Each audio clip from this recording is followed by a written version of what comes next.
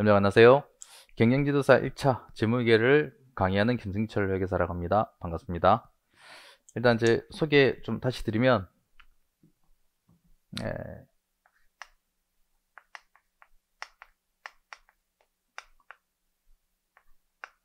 김승철 회계사고요. 제 이메일 주소 알려드릴게요. 이메일 주소가 kscyk 골뱅이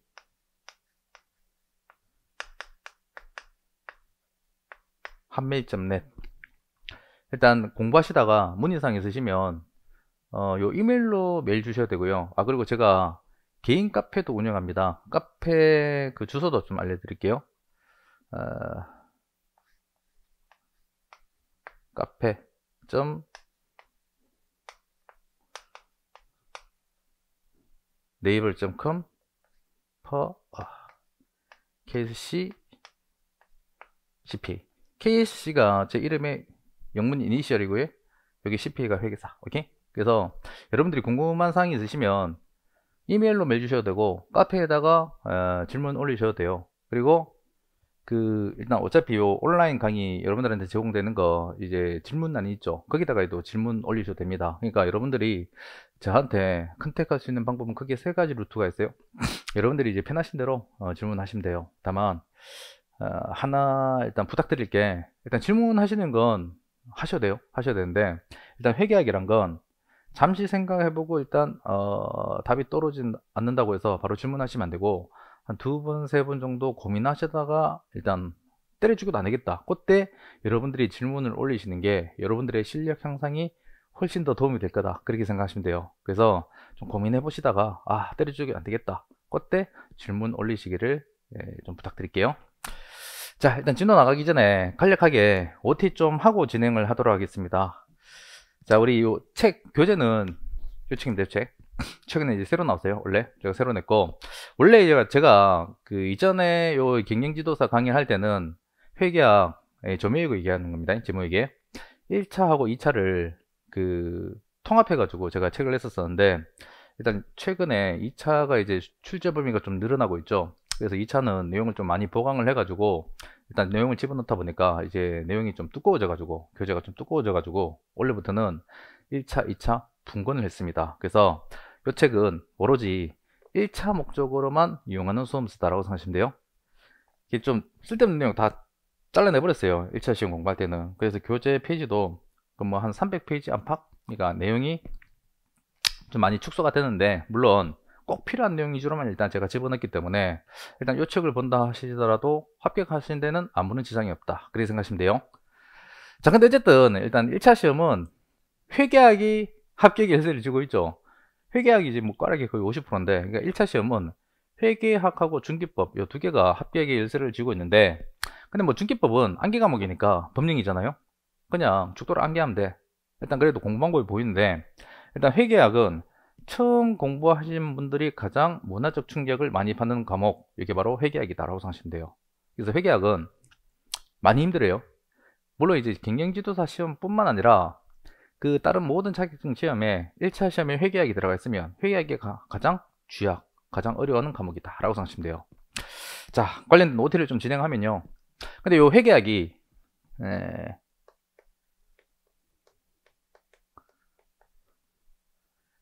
재무회계도 있고,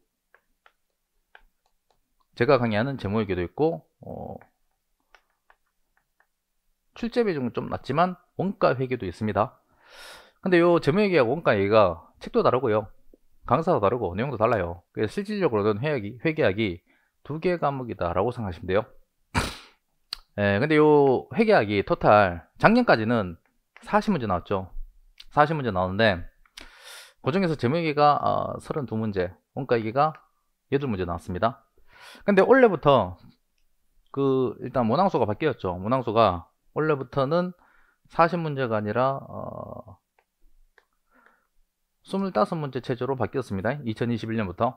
그래서 2021년 일단 우리가 기출문제를 보시면 요 25문제 중에서 재무회계가 20문제, 원가회계가 5문제, 이런 식으로 일단 배점이 구성됐다고 생각하시면 돼. 그러니까 재무회계가 원가회계 4배, 8432.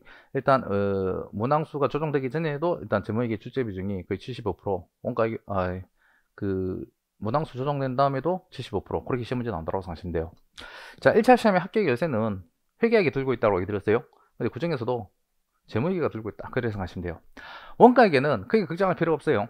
저희 학원에서 현진환 선생님께서 이제 원가액에 강의하시는데 워낙 이제 강의도 실력이 출중도 하시고요. 그 다음에 원가액에는 일단 내용이 재무이기보다 내용이 엄청 작아요. 그리고 일단 응용의 폭, 난이도도 재무이기보다 좀 작습니다. 그렇기 때문에 원가액에는 현진환 선생님 믿으시고 열심히 따라오시면 충분히 고득점이 가능하다라고 생각하시면 돼요. 대신 우리를 미치게 만드는 건 재무이기다라고 생각하시면 돼요. 일단 결론부터 얘기 드리면, 회계학은 일단 이 경영지도사 1차 시험 한번 놓고 보게 되면 회계학 자체로는 난이도가 낮습니다. 회계학이 난이도가 높은 시험은 세무사하고 회계사 시험은 난이도가 엄청 높아요. 그래서 평균적으로 봤을 때 경영지도사 1차 회계학은 난이도가 엄청 낮은 수준이다 라고 생각하시면 돼요.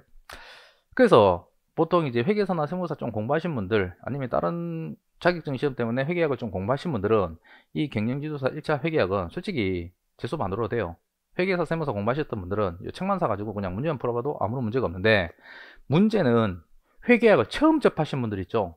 처음 접하신 분들은 이 회계학의 절대적인 난이도가 중요한 게 아니라, 내가 이 회계학이라는 과목을 처음 접하다 보니까 이때까지 듣도 본 적이 없던 새로운 형태의 과목을 새로 공부하다 보니까 많이 어려워하시는 분들이 많습니다. 그리고 특히 회계학이란 건 안다고 해서 문제를 풀 수 있는 게 아니라 이해도 하고, 응용의 폭도 높기 때문에 이해도 해야 되고, 그 다음에 숙달이 엄청 중요한 과목이다 라고 생각하시면 돼요. 그러다 보니까 처음 공부하신 분들은 일단 내용 이해하기도 힘든데 그거를 숙달을 해야 되기 때문에 시간이 엄청 많이 투입이 된다고. 그러다 보니까 보통 이제 경영지도사 1차 시험 같은 경우에는 또 시간을 또 많이 투입하지 않거든요. 뭐 대충 한 6개월 정도 공부 바짝 해가지고 합격하겠지 이렇게 생각하시는 분들이 많은데, 또 경영지도사 1차 시험이 과목 수가 많죠. 영어 빠진다 하더라도 5개 과목이라고요.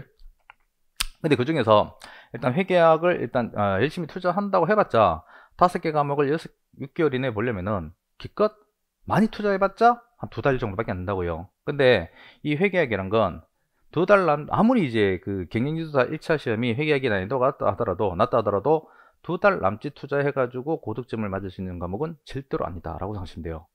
어느 정도 수준이 올라가면은 정말 이제 회계학이 재밌고 그렇게 어렵지 않은데, 처음 공부하실 때는 정말 힘들어 하신 과목이 회계학이다. 그래서 제가 일단 미리 얘기 드리지만, 경영지도사 시험 공부하시는 게 처음이신 분들, 그리고 회계학을 처음 접하신 분들은 회계학 너무 욕심내지 마시고요. 그냥 요 25문제 중에서 한 60%? 고득점은 일단 안 된다고 생각하시면 돼요. 한 60%?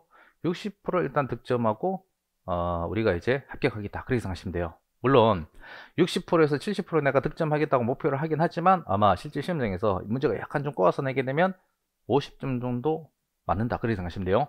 근데 요거 이제 우리가 1차 시험이 경영지도사 1차 시험이 절대평가인 건 아시죠? 만약에 회계학에서 절반 정도 맞았다 하더라도 다른 과목에서 충분히 고득점을 맞을 수 있는 그런 전략 과목이 있기 때문에 거기서 약간 좀 벌중하시고, 회계학 같은 경우에는 고득점을 노리시려면 시간 투입이 훨씬 더 많이 들어가기 때문에 그냥 목표 점수는 60에서 70이지만 일단 실제 시험장에서는 일단 절반 맞고 합격한다. 대신 다른 과목, 예를 들어서 뭐 기업 진단이라든가 경영학, 그런 과목에서 내가 평균 70 이상 맞는다, 그렇게 이제 득점 전략을 짜시면 되겠습니다. 근데 어쨌든 그렇게 생각하시면 되고요. 자, 근데 일단 이 회계학이 어쨌든 25문제가 일단 출제가 되는데, 문제는 일단 여러분들 어쨌든 회계학이 고득점은 힘들긴 하지만 어쨌든 우리가 절반 이상 맞고 60점 정도 맞아가지고 합격을 하려면 크게 뭐 3가지는 좀 지켜주셔야 돼. 3가지가 뭐냐면은, 얘기 드렸다시피 회계학은 철저하게 이해 과목이다 라고 생각하시면 돼요. 회계학을 처음부터 암기를 하게 되면 나중에 암기가 되는 게 아니라 포기가 돼요. 다 까먹고. 그 다음에 회계학이란 건 얘기 드렸다시피 우리 경영지도사 1차 시험 목적으로 응용의 폭이 가장 높은 과목이기 때문에 절대로 똑같은 문제가 안 나와요. 말이나 숫자나 상황 이런 것들 다 바꿔서 문제를 냅니다. 그렇기 때문에 절대로 암기를 해서는 풀 수가 없는 문제다 라고 생각하시면 돼. 철저하게 이해를 하셔야 되겠다. 물론 100% 이해는 아니고요. 일정 부분, 특히 이제 뭐 이론형 말문제 위주로 나오는 것들은 제가 얘기 드릴 겁니다. 이거는 닥치고 암기, 요거 닥치고 암기. 요렇게 이해보다는 암기가 좀 더 효율적인 부분들이 분명히 있습니다. 한 20%에서 30% 정도 될 거라. 그런 것들은 제가 수업 시간에 이건 닥치고 암기 그렇게 얘기하는 것들은 무조건 암기하시고요. 근데 나머지 계산 문제 위주로 나온 대부분의 내용들은 무조건 이해를 하셔야 되겠다라고 생각하시면 돼요. 오케이? 근데 물론 이해는 하긴 하지만 결론적으로는 궁극적으로는 좀 어느 정도 풀이 구조는 암기를 해주셔야 돼. 왜냐면은 좀 이따 얘기 드리겠지만 회계학은 고득점이 안 나오는 이유 중에 또 하나가 뭐냐면은 내용이 어렵기도 하지만 실제 시험장에서 풀이 시간이 좀 턱없이 부족합니다. 아마 회계학을 처음 공부하신 분들은 실전 가셔가지고 40문제 다 못 푸실 거예요. 한 5문제에서 10문제 정도는 거의 손도 못 대고 내버리신 분들이 엄청 많습니다. 왜 그러냐면은 회계학은 계산 문제 출제 비중이 크거든. 과목의 특성상. 말 문제는 죽이 되든 밥이 되든 보고 난 다음에 찍을 수 있죠. 찍을 수 있어요. 빨리 풀 수 있어요. 근데 계산 문제는 계산기를 직접 두드려 가지고 금액을 산출해야 되기 때문에 아무리 경영지도사 1차 시험 회계학의 난이도가 낮다 하더라도 말 문제보다는 풀이 시간이 한 2배에서 3배 정도 걸린다고 생각하시면 돼요. 그렇기 때문에 일단 회계학은 풀이 시간이 좀 실전에서 약간 좀 턱없이 부족하기 때문에 일단 40문제를 다 못 푸는 경우가 있다. 근데 어쨌든 우리가 절반 이상 맞고 합격을 하려면 40문제 중에서 30문제 이상 건드려줘야 돼. 근데 그렇게 하려면은 문제를 좀 빨리 풀어야 돼요. 근데 빨리 풀려면은 왕도가 없고 반복 학습한 수밖에 없습니다. 반복 학습해가지고 어느 정도 풀이 구조를 좀 암기를 해주셔야 돼. 그래서 결론적으로 궁극적으로는 풀이 구조를 좀 암기를 해야 되긴 하지만 그거를 처음부터 암기하는 게 아니라 이해를 바탕으로 한 3번, 4번 반복하다 보니까 자연스럽게 암기가 되는 수준으로 암기를 하셔야 돼. 그렇게 암기를 하셔야지 자잘하게 응용되는 문제들은 다 이제 여러분들이 풀 수가 있겠다라고 생각하시면 돼요. 그래서 어쨌든 회계학은 철저하게 이해 위주로 학습을 하셔야 되겠다. 자, 그러다 보니까 이제 회계학이 강의하는 나도 힘들고 공부하는 여러분들도 힘들다고. 왜냐면 여러분들도 어쨌든 돌아가셔가지고 복습을 할 때 이해가 중요한 부분들은 왜 이렇게 됐는지, 왜 이렇게 될 수밖에 없는지를 하나하나 다 생각을 하면서 복습을 하셔야 되잖아요. 그러다 보니까 뭐라 진도가 잘 안 나간다고. 진도도 잘 안 나가고 이거 2번, 3번 풀어야 되는데 진도가 잘 안 나가니까 스트레스 받고 그러다 보니까 괜히 또 어려워지는 것 같고. 그래서 처음에 공부할 때 그런 것들 때문에 많이 어려워한다라고 생각하시면 돼. 그런 것들은 여러분들이 근데 어쩔 수가 없어요. 좀 극복을 하셔야 돼. 그리고 강의할 때도 시간이 이제 회계학이 다른 과목들보다 좀 실수가 많이 투입이 됩니다. 왜냐면은 얘기 드린 것처럼 암기 과목이라 하면은 적당히 이해시키고 이거 암기하세요 이렇게 얘기하면 끝나는 거 아니겠어. 근데 회계학은 그렇게 이제 강의를 해가지고는 문제를 풀 수가 없다고요. 그래서 회계학은 특히 계산 문제 위주로 나오는 것들은 이게 이렇게 되고 이렇게 돼가지고 이렇게 되었다. 이 전반적인 논리 구조를 흐름을 여러분들한테 다 이해를 어느 정도 시켜줘야지만 여러분들이 이거를 이해를 하고 응용을 할 수가 있다고요. 근데 그렇게 이제 이해를 하나하나 시키다 보니까 시간이 시수가 다른 암기 과목 위주의 과목들보다 좀 시수가 보통 경영지도도 회계학 그런 게 아닙니다. 모든 자격증 시험에서 회계학 강의는 전부 다 다른 암기 과목들하고 비교해 봤을 때 1.5배에서 한 2배 정도 시수가 많다. 그렇게 생각하시면 돼요. 사실은 그러한 과목의 특성이 있다. 그 정도 기억하시면 될 것 같고요. 자, 근데 어쨌든 수업을 열심히 들으시면 고민하실 필요는 없어요. 어쨌든 제가 철저하게 이해시켜 드릴 거기 때문에 어쨌든 제 수업 믿고 따라오시면 돼. 자, 그 다음에 두 번째, 회계학은 반복 학습이 중요합니다.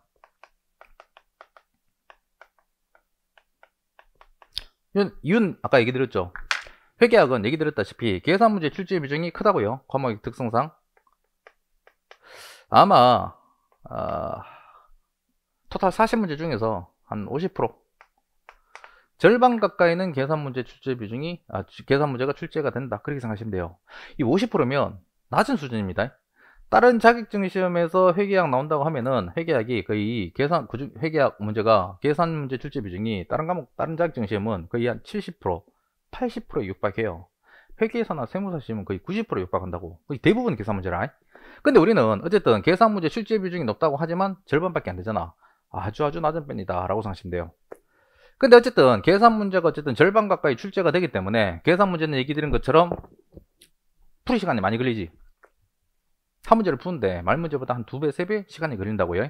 근데 어쨌든 얘기 드린 것처럼 어느 정도 여러분들이 30문제 이상은 건드려 줘야지 여러분들이 일단 목표 점수를 득점할 수 있기 때문에 문제를 좀 빨리 풀어야 돼.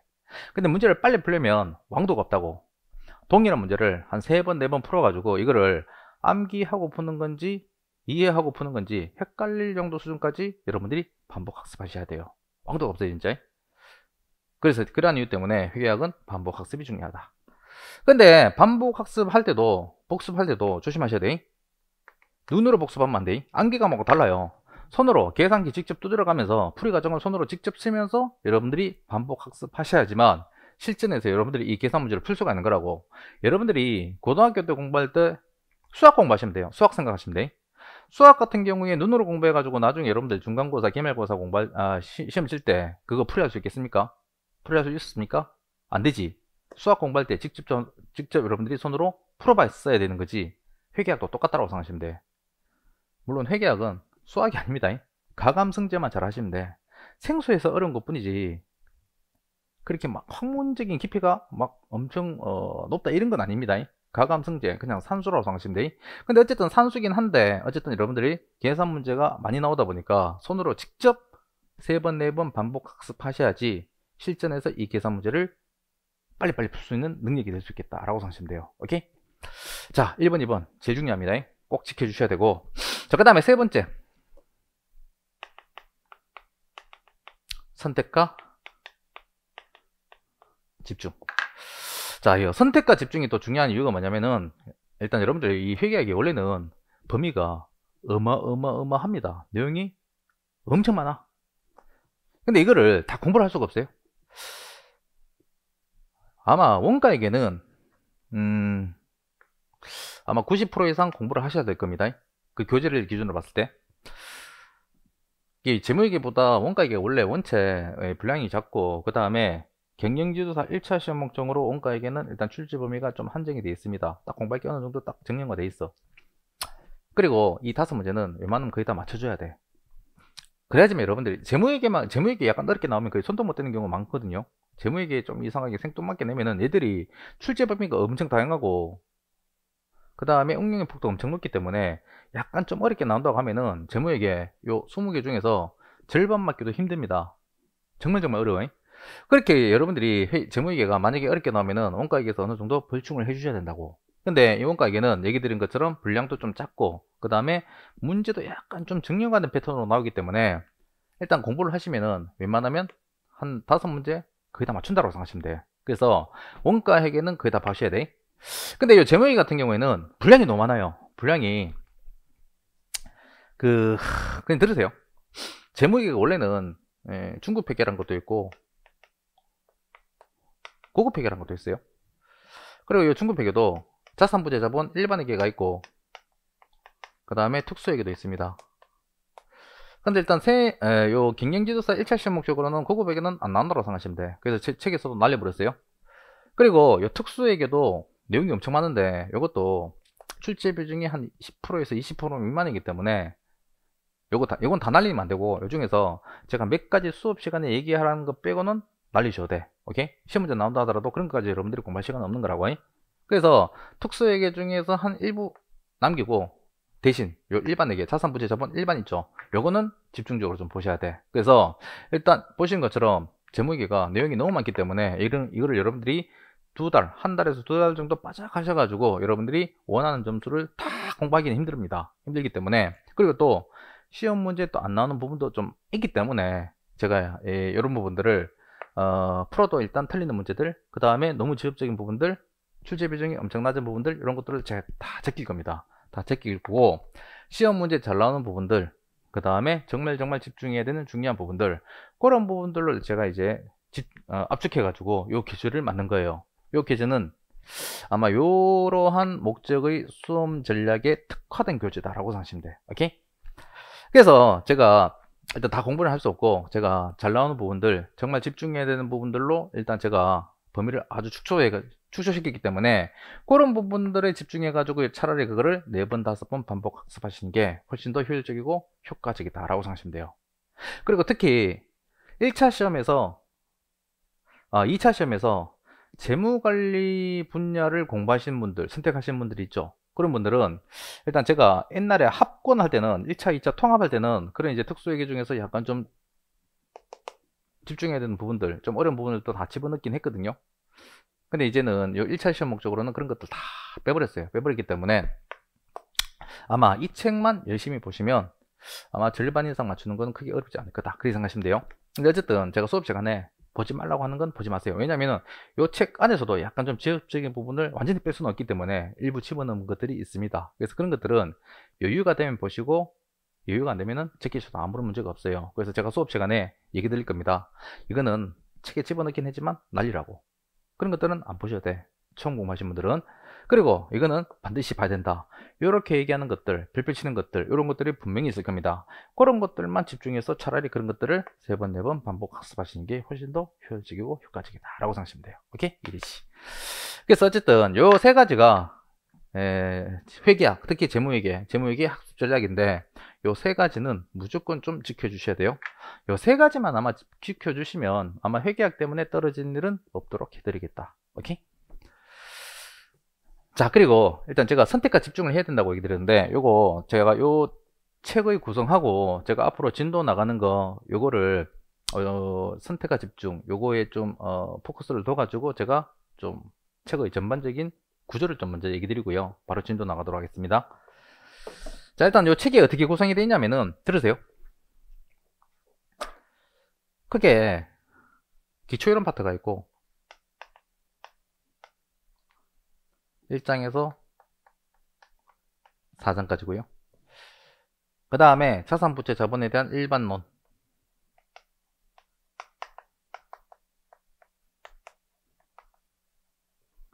이게 5장부터 11장 맞지? 그 다음에 특수회계, 특수회계 파트를 완전히 빼버릴 수는 없어요. 좀 집어넣긴 했습니다. 이게 12장에서 16장, 이 토탈 16장으로 구성이 되어 있긴 합니다. 자, 근데 이거를 제가 이제 요 1차 시험 강의 목적으로 주어진 시간이 아마 35시간 정도 되는 것 같아요. 근데 아마 제가 약간 좀 보강을 하면은 40시간까지 갈 수는 있습니다. 근데 아마 36시간 넘어가는 것들은 약간 제가 여러분들한테 얘기할 거예요. 강의는 하지만 선택적으로 일단 공부하시라. 여유가 있으시면 공부하시고, 시간이 없으면 제끼시라. 오케이? 그래서 어쨌든 정규 강의는 35시간 정도 일단 할애가 되는데, 문제는 이 모든 내용을 35시간 안에 강의를 할 수가 없어요. 여러분들 저만 그런 게 아니고 보통 우리 회계원리라고, 회계학 보통 본격적으로 공부하기 전에, 중급 회계 공부하기 전에 일단 우리는 어쨌든 중급 회계에서 시험 문제 나와요. 근데 보통 중급 회계 공부하기 전에 회계원리라는 걸 보통 선수과목으로 많이 이제 강의를 합니다. 근데 회계원리 그거 강의하는 것만 해도 보통 한 35시간에서 40시간 미니멈 들어간다고요. 근데 요 경영지도사, 비록 1차라 하더라도 난이도가 좀 낮다 하더라도 자산부채 자본 일반론 뿐만 아니라 특수회계도 어느 정도 커버를 해줘야 되는데, 이거를 수업 목적으로 35시간 안에 커버하는 거는 거의 불가능하다라고 생각하시면 돼요. 그래서 제가 요거를 약간 좀 분산시켰습니다. 어떻게 분산시켰냐면은, 여러분들 보통 요거 이제 그 수강 신청할 때 소개 좀 받았어요? 요 기초론 파트를 전부 다 정규 과정에서 강의하는 게 아니고, 요 기초론 중에서 1장, 2장 있죠. 1장이 아마 회계의 기초, 회계의, 그 다음에 2장이 회계순환 과정, 요 2개 챕터인데, 요 2개 챕터를 제가 입문과정으로 제가 선수과정으로 일단 제가 올려놨습니다. 그래서 요거 반드시 들으셔야 돼. 만약 지금 이 OT 듣는데 입문과정 안 들었다 그러면 이거 바로 끄고 입문과정부터 들어. 오케이? 그래서 입문과정 일단, 왜냐면 입문과정 이거를 요 자체도 1장, 2장에서도 시험 문제 약간씩 나오긴 합니다. 근데 얘는 시험 문제 출제 비중보다 1장, 2장을 공부하지 않으면 3장 이후의 내용을 이해를 할 수가 없다고요. 일이지. 그래서 1장, 2장 제가 어쨌든 요거 한 20시간 약간 좀 넘게 찍었죠. 그래서 요거 좀 듣고, 그리고 정규 강의 35시간마다 3장부터 진행이 되는 거다 라고 생각하시면 돼요. 오케이? 이렇게라도 분산하지 않으면 도저히 정해진 시간 안에 제가 강의를 할 수가 없는 거라고. 그리고 이 정도는 강의를 해줘야 돼. 이거보다 좀 짧게 강의를 한다, 그런 강의 듣지 마요. 뭔가를 축약을 할 수밖에 없어. 그러면 여러분들 회계학 같은 경우에는 이 논리적인 연관관계 진행되는 걸 중간에 좀 떼어내고 생략해서 강의한다? 나중에 이해를 못할 뿐만 아니라 문제를 풀 수가 없는 거라고요. 일이지. 그렇기 때문에 일단 제가 강의하는 시간이 그래도 우리나라에서 강의하는 강사들 중에 여러분들이 알아먹을 수 있도록 강의하면서 가장 최적화된 최소의 시간이다 라고 일단 믿고 제 수업을 이렇게 이제 따라와 주시면 감사하겠습니다. 오케이? 다시 한번 얘기 드릴게요. 오늘 진도 나가긴 하는데 반드시 어떻게 한다?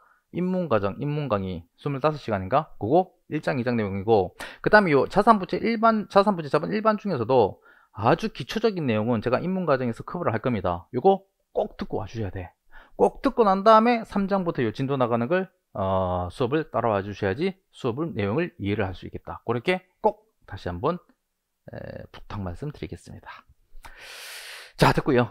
자, 일단 여기까지 하고요. 진도 나가도록 할게요. 아, 그리고 진도 나가기 전에 책의 챕터에 전반적인 목차를 좀 한번 보도록 할게요. 자, 목차 페이지 한번 펴보세요. 자, 목차 페이지 보시면 요거 보라색 있지? 목차 두 페이지에서 걸쳐서 나와 있는 거이. 자, 1장 회계의 의, 2장 회계 순환 과정 있죠? 1장 2장 묶어 놓으세요. 묶어 놓으시고 별표 2개.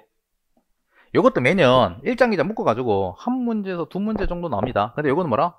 입문 과정에서 일단 듣고 오라고 그랬지. 근데 입문 과정은 요 이제 그 수업 목적에 문제가 다 들어가 있지 않습니다. 일단 듣고 오시고, 아마 제가 요거 35시간 다 강의 끝나고 난 다음에 1장 2장은 아마 리뷰만 하면서 아마 리뷰할 시간도 없을 것 같고, 1장 2장에 있는 문제를 요 책 있지, 요 책 기준으로 해가지고 1장 2장 문제 중에서 약간 좀 필요한 문제 위주로 쫙 제가 풀어드리고 마무리하는 그런 식으로 강의를 할 거라고요. 그래서 일단 기본 내용은 문제까지는 다 아니라 하더라도 기본 내용은 여러분들이 입문과정 통해서 1장 2장 수업 다 듣고 이 수업 들으시기 바랍니다. 자, 그 다음에 3장. 오늘 이제 3장부터 나갈 건데, 재무보고를 위한 개념 체계 별표 2개. 요거는 매년 2문제 이상 나온다고 생각하시면 돼. 25문제 체제일 때도 한 2문제 나올 것 같아요. 40문제 체제일 때는 3문제, 4문제까지 나온 적도 많습니다. 정말 중요한데, 일단 요건 말문제 위주로 나온다고 생각하시면 돼. 근데 어쨌든 별표 2개. 그 다음에 4장 재무제표 표시 있죠? 요거는 별표 1개. 요거는 빠지지 않고 매년 한 문제 나온다고 생각하시면 돼요. 많이 나오면 2문제 나올 수도 있겠다. 요까지가 뭐라? 기초이론 파트. 그 다음에 오른쪽에 5장 금융자산 파트 1 있죠? 현금 및 수취채권. 이거는 별표까지는 아니고요. 그냥 한 문제라고 써놓으세요. 한 문제. 공부할 거는 지질이 많은데 딱 한 문제 나와. 딱 한 문제. 더도 말고 딱 한 문제. 그렇게 중요성 있는 과목은 아니고요. 자, 6장 재고자산 있죠? 이건 별표 2개. 이거는 평균적으로 한 2문제 정도 나온다고 생각하시면 돼요. 40문제 체제일 때는 평균 한 3문제 정도 나왔습니다. 근데 아마 25문제 체제일 때도 한 문제 내기는 좀 그래요. 한 2문제 정도 나온다고 생각하시면 돼요. 그 다음에 7장, 8장 각각 별표 2개 해 놓으시고요. 그리고 요 7장, 8장 묶어가지고 옆에다 써놓으세요. 3문제에서 4문제 정도 나올 거다. 요 결론적으로 6장, 7장, 8장이 노다지 챕터라고 생각하시면 돼. 6장, 7장, 8장 요 3개 챕터에서 거의 한 6문제에서 7문제 나오죠. 거의 한 3분의 1 가까이 여기서 나온다고 해. 그만큼 이제 중요하고, 근데 내용도 많고 그만큼 또 어렵기도 합니다. 자, 그래서 일단 7장, 8장 유형자산 챕터, 요거는 3문제에서 4문제 아주 중요한 챕터다. 그 다음에 9장 오른쪽 페이지 보시면 무형자산과 투자부동산, 이거는 별표까지는 아니고요. 그냥 한 문제 써놓으세요. 한 문제. 그 다음에 10장 금융부채와 충당부채. 근데 이 금융부채와 충당부채가 이 10장인데 이게 부채 사이드예요. 부채 사이드인데 이게 1절, 2절, 3절, 4절 이렇게 1절에서 3절까지가 금융부채고 4절이 충당부채인데요. 3절 있죠. 3절 삼각형과 측정 금융부채에다가 별표 2개, 별표 2개. 얘는 평균 한 2문제 정도 나온다고 생각하시면 돼. 2문제. 그 4절의 충당부채는 내용이 작기 때문에 별도의 챕터로 분리하지 않고 이제 10장에다 집어넣긴 했는데, 얘는 내용이 그렇게 많지도 않고 문제 출제 비중도 그렇게 높지는 않습니다. 그래서 일단 여러분들은 요 10장 중에서는 3절 위주로 공부하시는 게 맞겠다. 그 다음에 11장 자본과 주당이익. 이것도 자본 챕터하고 주당이익 챕터를 일단 2개를 제가 이제 묶어서 일단 11장으로 구성한 겁니다. 근데 11장이 자본이고 12장이 주당이익인데 11장 1절 자본 있죠? 거기는 별표 2개. 자본은 평균 한 2문제 정도 나온다고 생각하시면 돼요. 자본은 평균 한 2문제. 주당이익은 뭐 그렇게 출제 비중이 높지 않습니다. 일단 요까지가 뭐라? 요까지가 자산, 부채, 자본, 일반론. 여러분들이 정말 최악의 경우에 특수에게 공부를 못한다 하더라도 여기까지는 필수적으로 공부를 하셔야 돼. 여기까지 필수적으로 공부하시면은 아마 여기까지 이제 여러분들이 탄탄하게 공부하시면 문제가 좀 어렵게만 안 나오면은 아마 60점, 70점 여기까지만 공부한다 하더라도 나머지 그냥 다 찍어도 60점에서 70점까지도 가능할 수가 있겠다. 오케이? 자, 근데 일단 우리가 문제가 또 무조건 쉽게 나오리라는 법은 없잖아요. 그리고 지엽적인 부분도 좀 나올 수가 있는 거잖아. 그렇기 때문에 약간 특수에게도 약간 어느 정도 커버를 해주셔야 되긴 하는데, 그 12장부터 일단 보도록 하겠습니다. 자, 수익인식과 건설계약. 자, 12장 1절이 수익인식이고 2절이 건설계약인데, 건설계약은 안 볼 거예요. 집어넣어놨는데 뭐 보고 싶으신 분들은 독학하시고, 그 다음 1절이 수익인식인데, 이게 원래는 특수회계가 아니었어요. 수익인식이면 기업의 가장 중요한 영업활동 아니겠어요. 그게 특수회계 만들지, 일반회계해야 되는데, 문제는 수익인식 기준서가 한 4년 전에 개정이 되는데 내용이 너무너무 미치도록 어렵게 개정이 됐어요. 근데 어렵게 개정이 되고 내용도 엄청 많아졌어요. 근데 회계사 세무사 시험에서는 이게 엄청 중요하게 다뤄지고 있는데, 경영지도사 수업 목적으로는 의외로 시험 문제 많이 안 나옵니다.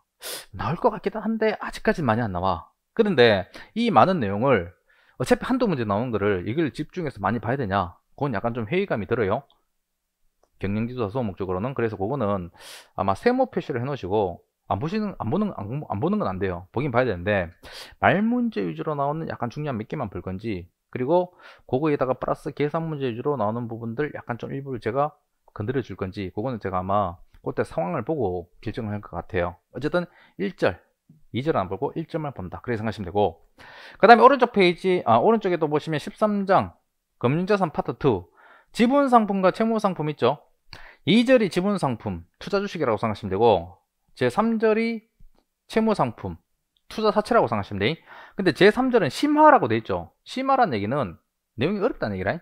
그리고 약간 지엽적이라는 얘기고, 재무관리 분야 2차 시험제 선택하신 분들은 정말 중요한 챕터가 정말 중요한 주제가 될 텐데, 1차 시험 목적으로는 제가 보기에는 제2절 지분상품 있죠. 그것만 동그라미 치세요. 아마 제3절은 아마 시간도 모자랄 것 같고 책에는 집어넣긴 했어요. 뺄 수는 없어요. 집어넣긴 했는데, 제3절 채무상품은 아예 그냥 건너뛰든지 어차피 한 문제라고. 1차 시험은 채무상품보다는 지분상품의 출제 비중이 좀 더 높다고 생각하시면 돼. 그래서 출제 비중은 1차 시험 목적으로는 좀 낮고, 그 다음 내용도 난해하기 때문에 아예 그냥 건너뛰든지 아니면 채무상품 중에 일부를 볼 건지, 그거는 제가 취사 선택하도록 하겠습니다. 근데 어쨌든 2절까지는 보셔야 되겠다. 그 다음에 14장 회계 변경 오로 수정, 이거는 한 문제 써놓으세요. 별표까지는 아니고 한 문제. 근데 이거는 개념만 아시면 문제 나오는 게 딱 정해져 있거든. 이거는 제가 풀이 방법 딱 이제 계산 문제 풀이 방법 일단 딱 얘기 드리면 그거 그냥 그대로 적용해 가지고 문제 푸시면 웬만하면 다 맞춘다라고 생각하시면 돼요. 자, 15장 현금흐름표 별표 1개. 이건 한 문제에서 두 문제 정도 나올 겁니다. 근데 현금흐름표도 이게 내용이 너무 어렵기 때문에 이거를 어느 정도까지 커버할지는 제가 약간 좀 이제 아직도 고민 중이긴 해요. 일단 중요한 내용은 좀 웬만하면 좀 집어넣긴 했는데, 이것도 매년 한 문제 이상 나와요.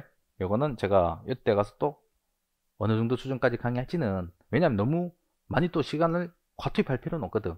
어차피 한 문제에서 두 문제인데. 그래서 일단 제가 이거는 아마 절반 정도 강의하지 않을까, 그렇게 생각이 듭니다. 15장은. 그 다음에 16장 기타회계 있죠.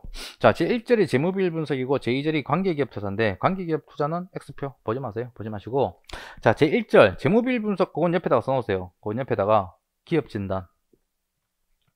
제1절 재무비율 분석은 여러분들 기업진단 또 과목 있지. 그거는 우리 경영지도사 1차 시험의 대표적인 고득점 전략 과목입니다. 그거 공부하시면은 재무비율 분석은 그냥 거기서 거의 다 커버가 된다고 생각하시면 돼. 그래서 이 재무비율 분석은 어차피 시간 모자라잖아. 그래서 내가 강의 안 할 거라. 강의 안 할 거니까 그냥 이거는 16장 1절은 문제만 풀어보세요. 문제만. 오케이? EDC. 자, 일단 여기까지 해가지고 일단 이 경영지도사 1차 제목에는 강의를 마무리하도록 하겠다. 이런 식으로 일단 진도가 나간다, 그렇게 생각하시면 돼요. 오케이? 아마 요 얘기 드린 요 내용만 여러분들이 충분히 잘 숙지하고 잘 따라오시면 1차 시험 재무회계 때문에 떨어진 일은 없도록 해드리겠다. 1차 시험 재무회계 때문에 떨어진 일이 없으면 합격한다라고 보시면 돼. 왜? 1차 시험의 합격의 전략은, 합격의 열쇠는 회계학, 중기법 두 개가 들고 있어요. 근데 회계학 일단 안정권으로 일단 여러분들이 득점하고요. 중기법은 그냥 저도 이제 제가 이제 중기법도 강의하지. 중기법은 그냥 암기하면 돼. 암기하면 되기 때문에, 중기법은 솔직히 이제 보통 떨어진 이유가 공부를 안 해서 떨어진 거라고. 회계학은 공부를 했지만 약간 좀 실력 수업도 중요하지만 운도 많이 작용합니다. 왜? 실제 시험장에서 계산 문제 풀 때는 약간 이제 좀 운이 좀 많이 작용을 해요. 연습도 많이 필요하다는 얘기라. 그렇기 때문에 그런 부분들이 많이 작용하지만 중기법은 딱 공방만큼 일단 득점이 되기 때문에 일단 회계학만 여러분들이 안정적으로 일단 목표하는 점수를 득점하시면 1차 시험 경영지도사는 1차 시험은 웬만하면 합격하지 않을까 그렇게 생각이 듭니다. 자, 일단 OT는 여기서 마무리하도록 할게요. 마무리하고 얘기 드린 것처럼 바로 3장 넘어가도록 할게요. 다시 얘기 드리겠지만 1장 2장 입문 강의 안 들으신 분들은 여기서 끊고 다시 입문 강의 돌아가고 다 듣고 난 다음에 다시 돌아오시기 바랍니다. 그 갔다가 돌아오는 게 시간이 늦는 게 아니라 그게 지름길이라고 생각하시면 돼. 자, 그래서 오늘은 3장부터 진행을 하도록 할게요. 조금만 하고 좀 쉽게. 자, 몇 페이지 보시면 되냐?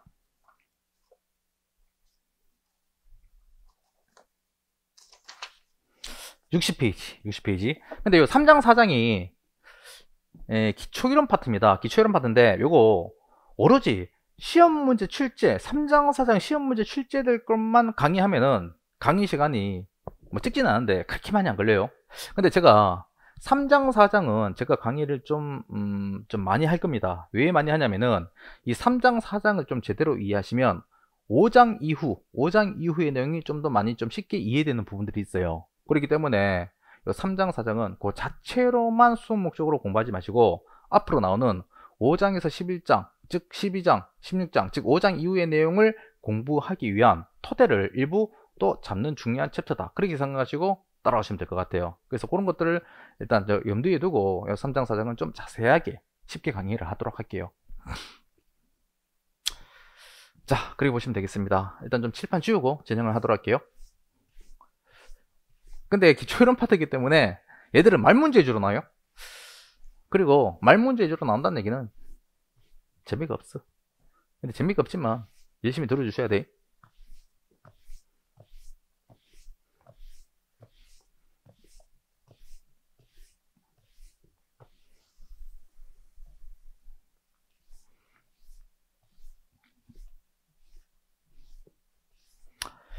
자, 3장 별표 2개 치라고 얘기 드렸어요. 재무보고를 위한 개념체계. 일단 요 3장은 별표 2개인데 근데 이것도 다 공부하는 게 아닙니다. 이게 재무보고를 위한 개념체계 이것도 개정이 한번 됐어요. 재작년에 개정이 됐는데 개정되고 난 다음에 내용이 2배가 늘었어. 2배 늘었는데 이 2배 내는 내용을 다 강의하면은 강의 한 6, 7시간 해야 돼요. 그렇게까지는 투입 못하고 그리고 그 중에서 개정된 것 중에서 어려운 부분들은 경영지도사 시험에 나올 가능성이 아주 희박합니다. 그런 거 다 빼버렸어. 다 빼버렸고 아마 개념책에 원래 공부해야 되는 거에 한 절반 정도 집어넣었다고 생각하시면 돼. 근데 아마 제가 그 절반 정도의 내용이 경영지도사 1차 시험에서 거의 한 95% 이상 차지한다. 그 정도 생각하시면 돼. 그래서 제가 수업 시간에 얘기 드리지 않은 부분에서 개념책에서 문제가 나왔다. 그런 것들은 찍는 거지. 푸는 게 아니다. 그렇게 생각하시면 돼요. 자, 제목이 재무보고를 위한 개념책이죠. 들으세요.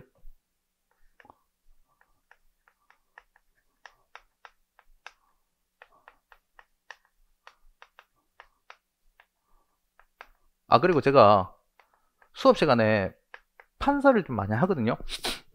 판서를 통해서 여러분들한테 개념을 먼저 일단 확립을 해드립니다. 근데 이 판서 내용은 그 연습장 하나 가지고 오셔가지고 웬만하면 좀 따라 적으시면서 들으시면 좋을 것 같아요. 왜냐면 제 판서가 거의 예술이거든. 자랑이 아니고 진짜 그래. 왜냐면 판서를 그냥 하는 게 아니라 여러분들이 이 전체적인 흐름을 이해하기 쉽도록 스토리 위주로 이제 제가 판서를 하는 거라고요. 그렇기 때문에 여러분들이 판서 다 따라 적고 난 다음에 나중에 판서 적은 것만 왔다 갔다 이제 출퇴근하면서 보시기만 해도 이게 상당 부분의 빼드는 여러분들이 충분히 여러분들이 이제 확립하실 수 있을 거다. 그렇게 생각하시면 돼요. 그리고 수업만 듣는 것보다 판서하는 거 좀 따라 적으면서 일단 수업을 들어야지 머리에 각인도 잘 되고 졸지도 않는다고 하고 싶었더래. 근데 그렇게 하는 게 좋겠다. 그렇게 얘기하는 거라잉. 자, 재무보고를 위한 개념체계. 자, 일단 제목만 보면 얘는 뭐에 대한 얘기를 하는 거겠습니까? 자, 일단 재무보고라는 게 뭔지 모르겠어요. 근데 재무보고라는 게 뭔지는 모르겠지만 이 재무보고라는 과정에 대해서 한번 개념을 한번 다져보자. 그런 얘기 아니겠어요? 자, 그럼 일단 우리가 이 개념체계를 공부하기 전에 이 재무보고가 뭔지 그거부터 하셔야 돼. 여러분들 재무보고가 뭐겠어? 재무보고란 누가 누구한테 뭘 보고하는 거겠어요? 자, 결론부터 얘기 드리면 이 재무보고란 들으세요. 재무보고란 기업의 경영자가 주주나 채권자들한테 경영 실적을 보고하는 과정. 그게 바로 뭐다? 재무보고다라고 생각하시면 돼. 쉽게 얘기하면은 이 경영자라는 건 주주나 채권자들로부터 뭘 제공받습니까? 자금을 제공받지. 이 자금을 제공받기 때문에, 즉 걔들로부터 자금을 조달해 가지고 장사를 하기 때문에 그 자금을 가지고 열심히 장사해서 얼마나 벌었는지, 얼마나 썼는지, 그래서 얼마를 따는지 그 경영 실적을 걔들한테 주기적으로 보고를 해줘야 되겠다는 얘기라. 오케이? 그 경영 실적을 보고하는 과정을 뭐라고 얘기한다? 재무보고다라고 얘기하는 거라고. 이 재무보고라는 과정에 대해서 한번 개념을 탑재해보자. 이게 바로 개념체계다라고 생각하시면 돼요. 오케이? 자, 근데 문제는 경영 실적을 보고하는 게 재무보고긴 한데 이 경영 실적을 보고하는 수단은 뭐겠어요? 뭐 가지고 경영 실적 보고하겠어? 주주나 채권자들한테 카톡으로? 아니지. 제가 입문과정 때 얘기 드렸지. 항상 우리 재무회계에서 정보를 제공하는 수단, 정보 제공의 수단은 뭐라고 얘기 드렸어요? 재무제표라고 얘기 드렸지. 그래서 경영자가 주주나 채권자들한테 경영 실적을 보고할 때도 뭐 가지고 경영 실적을 보고한다? 재무제표를 가지고 경영 실적을 보고하는 거라고. 일이지. 자, 근데 문제는 뭐냐면은 일단 여기서 여러분들이 첫 번째 아셔야 되는 게 이 재무제표가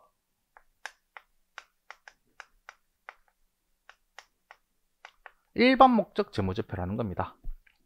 일단 지금 제가 현재 개념체계에 대한 일반상 얘기 드리는 거라. 개념체계에 대한 일반상에서 시험 문제 나올 수 있는 건 딱 두 개가 있어요. 그 중에서 첫 번째가 뭐라? 요 일반 목적 재무제표입니다 라고 생각하시면 돼. 우리가 일반적으로 얘기하는 재무제표 있지. 우리가 일반적으로 얘기하는 재무제표는 요 일반 목적이라는 말이 생략이 된 거다 라고 생각하시면 돼요. 그럼 여러분들 일반 목적 재무제표는 뭐라?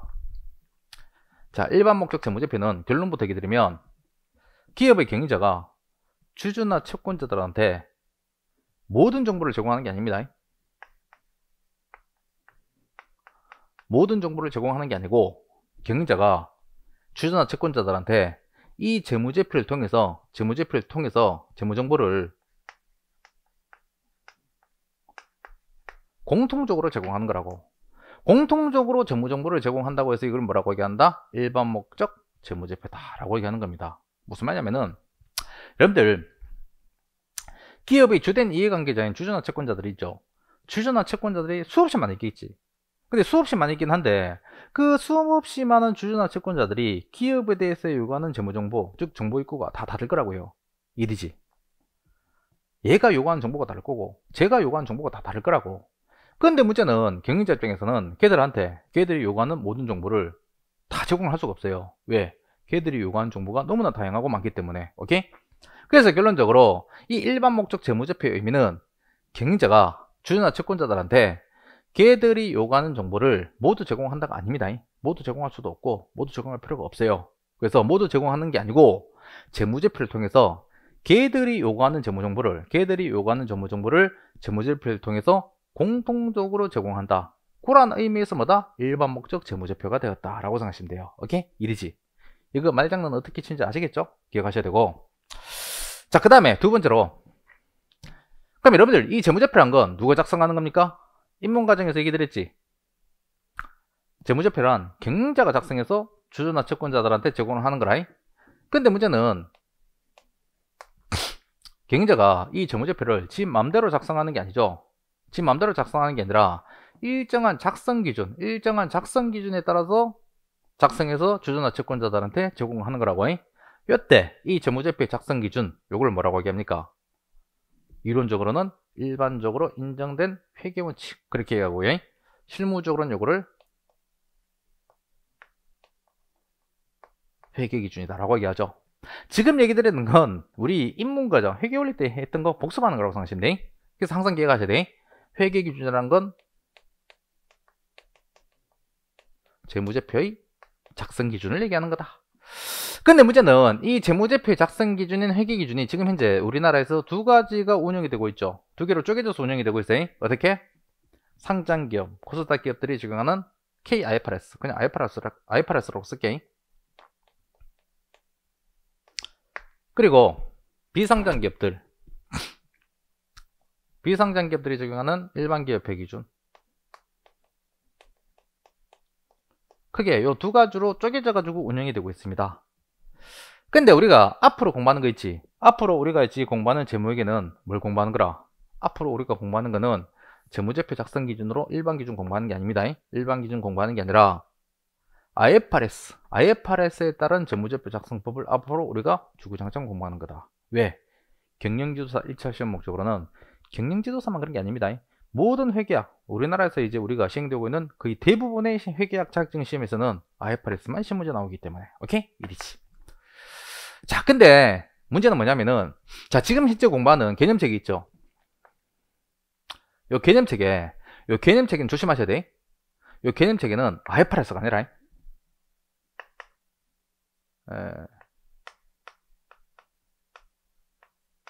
자, 무슨 말이냐면은, 여러분들, 요 IFRS 어디서 제정한다고 얘기 드렸어요?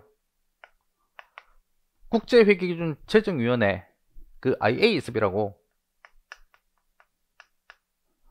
영국의 그 본부가 있는 애들이라고 얘기 드렸지? 그래서 이 IFRS는 IASB에서 제정합니다. 근데 문제는 이 IASB가 국제회계기준 제정위원회가 IFRS만 제정한 게 아니라 개념체계란 것도 제정했습니다. 여러분들이 아까 전에 1번 목적을 이미 아셔야 된다고 얘기 드렸고, 자, 두 번째로 기억하실 건 요 개념체계 위상이라. 요 개념체계는 IFRS 회계기준이 아니라는 거 꼭 기억하셔야 돼. 그럼 개념체계는 IFRS가 아니고, 그럼 얘는 뭐냐? 그냥 지침이나 가이드일 뿐이다 라고 생각하시면 돼. 자, 무슨 말이냐면은, 들으세요. 나중에 여러분들이 합격하고 난 다음에 이 IFRS를 접할 일이 많으실 거예요.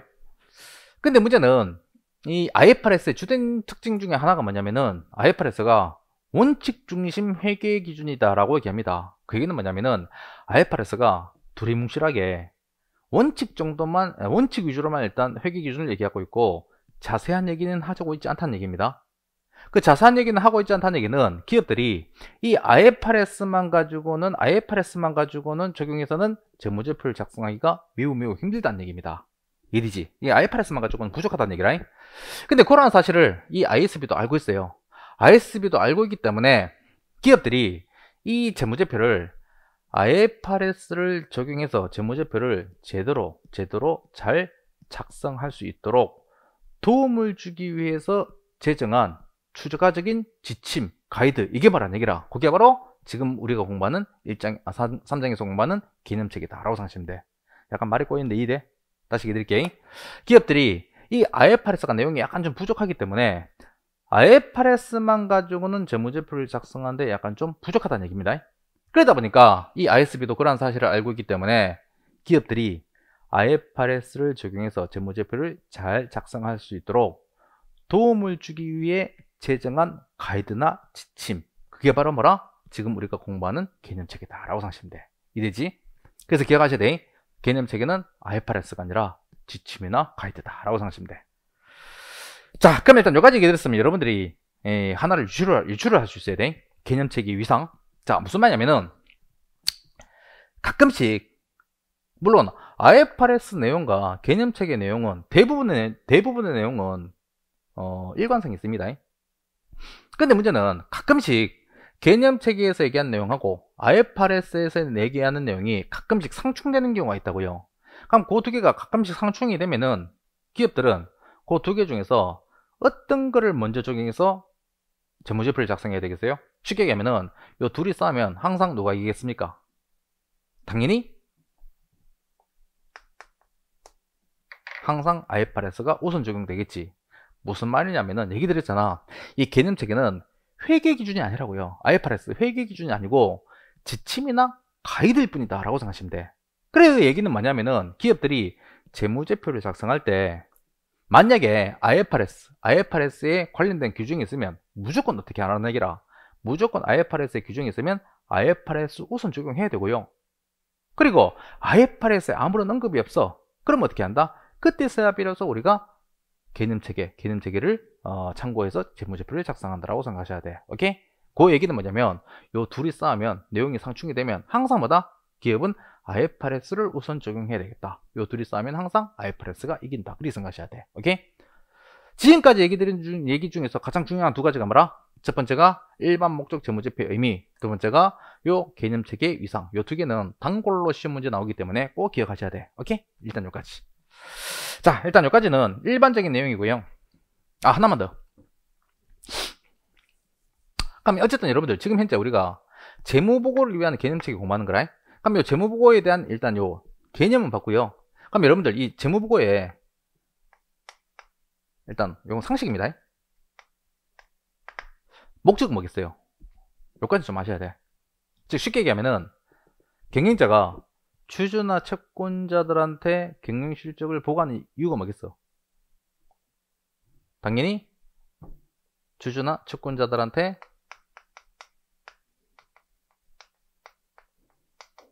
유용한 정보를 제공하기 위해서다라고 생각하시면 돼. 뭐에 유용한?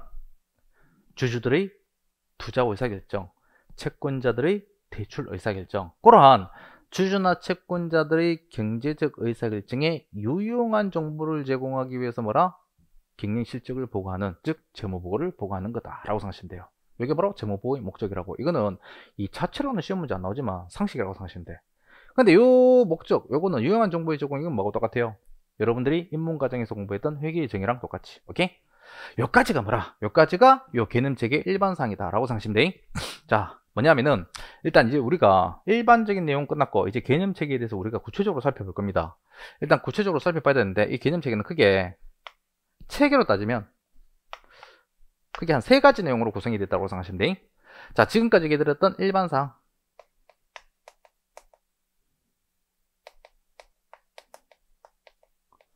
일반상은 뭐냐면 개념체계의 목적과 위상, 그걸 얘기해 드린 거고, 그 다음에 두 번째 또 공부하실 부분은 뭐냐면은 재무정보의, 들으세요, 그죠? 재무정보의 실적 특성, 이게 두 번째 내용이고, 그 다음에 세 번째는 재무제표 구성요소.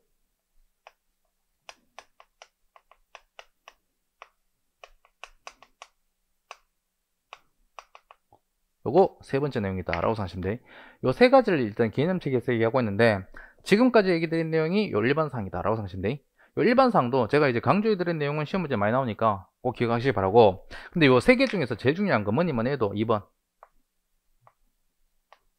별표 3개라고 생각하시면 돼. 보통 개념체계에서 시험 문제 나온다고 하면 요 질적 특성에서 거의 한 80에서 90% 시험 문제 나온다. 오케이? 자, 그 다음에 재무제표 구성요소, 얘도 중요합니다.